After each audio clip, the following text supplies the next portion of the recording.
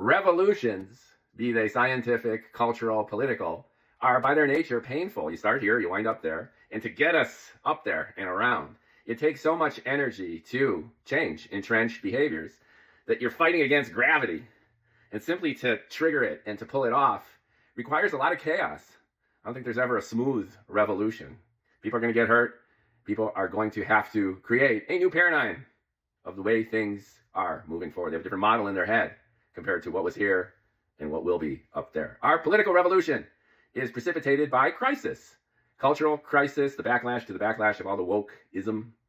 Economic crisis, where the United States, which used to be the dominant economic power throughout the world, is no longer that.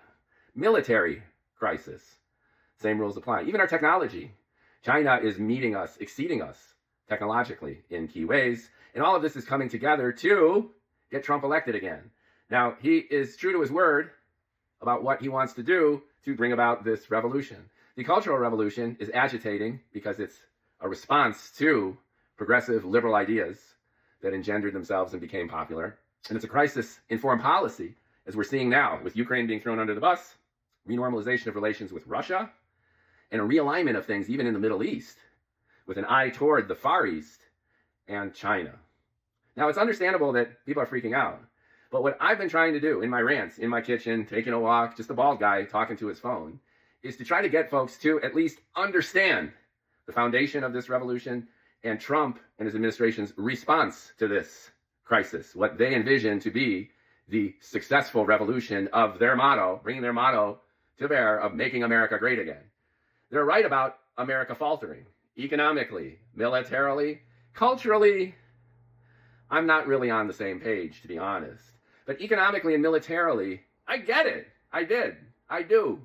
I didn't vote for Trump. I didn't want Trump the first time, the second time, or the third time. He's like Beethoven. Every odd symphony seems to be in his favor. But here he is. And once again, from an economic and military strategic point of view, I get it, and there's a lot of things I agree with. Let the Europeans take care of their own security. We are all safer with better relations with Russia, regardless of their human rights abuses and even their military intransigence in Europe. We just have to deal with it. We have to understand that we have limited resources and we need to prioritize our focus. And our focus, frankly, now is what Trump is doing. I think renormalizing relationship with Russia is important for global stability. I think détente with China is important. And I think reprioritizing our attention and efforts away from second, third-tier countries and really focusing on the big guys can help not only America, but the world become more stable. I just think that that's the right way to go, even if it's going to create little skirmishes, even if we need to throw Ukraine under the bus. I hate it. It's terrible, but I'm just weighing these options. You can't really do both here.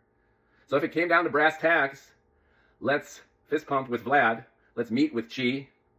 Let's sacrifice and look at the bigger picture in terms of what's advantageous for the United States and ultimately the species in terms of the major powers, more or less making peace, cutting up the spoils of these smaller countries, I hate to say it, and then move forward from there. Because the alternative is nuclear war. The alternative is even a conventional war of horrific proportions, and for what? We've been there and we've done this before.